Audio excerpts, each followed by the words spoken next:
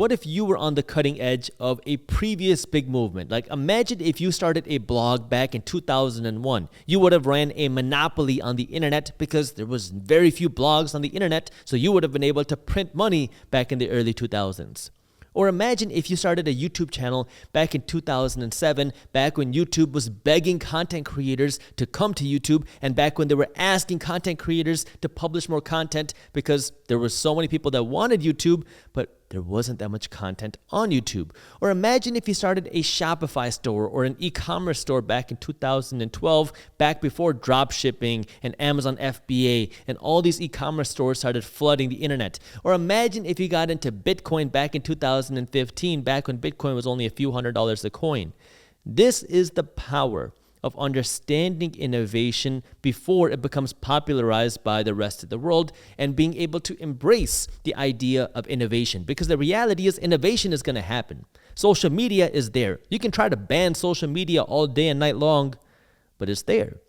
You can try to ban artificial intelligence all day and night long, but artificial intelligence is going to keep growing and growing. You can try to ban any type of innovation, but you cannot out-regulate innovation. See, the problem is that technology is growing and expanding exponentially fast, but our education system is growing significantly slower. It cannot keep up with the growth in technology. I didn't go to business school, but if I would have learned about business, the things that I would have learned in business school would have been obsolete by now because of how fast innovation is changing, because of how fast the internet is changing, because of how fast marketing is changing, because of how fast digital advertising is changing.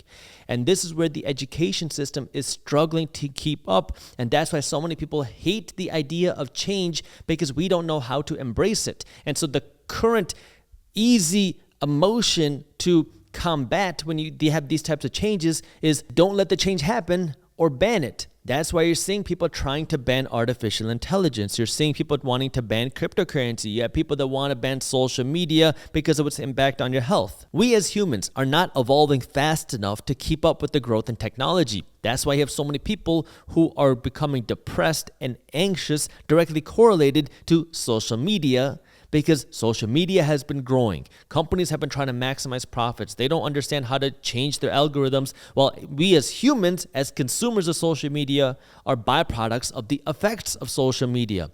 A social media company can only make changes after they see something happen. If they see people become depressed, they become anxious, they become suicidal, they become going through struggles because of social media, only then can they make changes about it. And many times they're not going to make changes until the problem becomes big enough that it becomes a public outcry.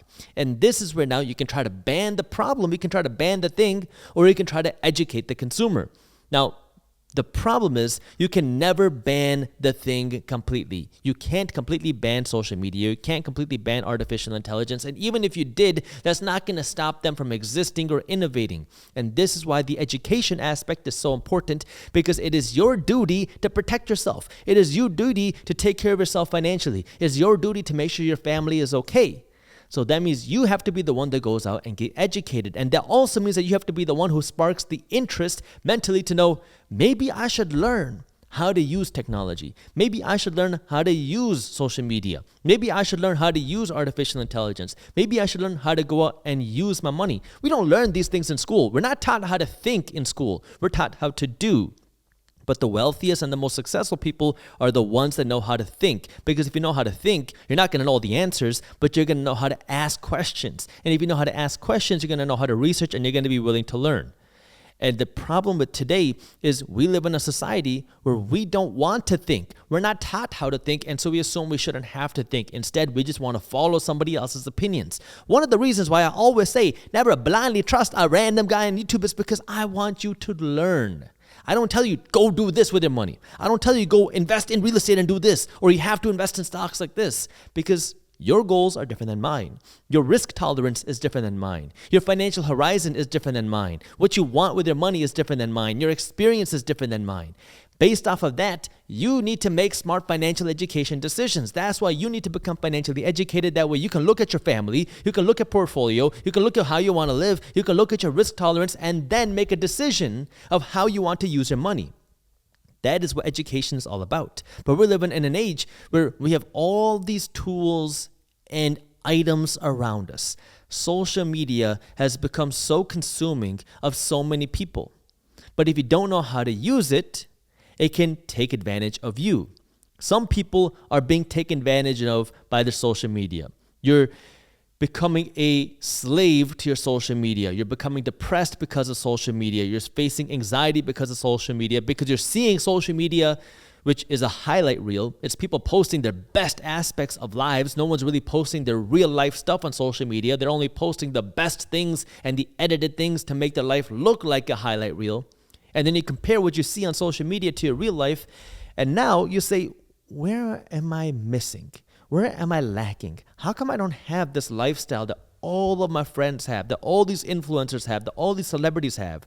How come I don't have that? And now all of a sudden you start spending more and more time on social media because you can't go a minute without taking a look at your phone. You can't go to the bathroom without taking a look at TikTok.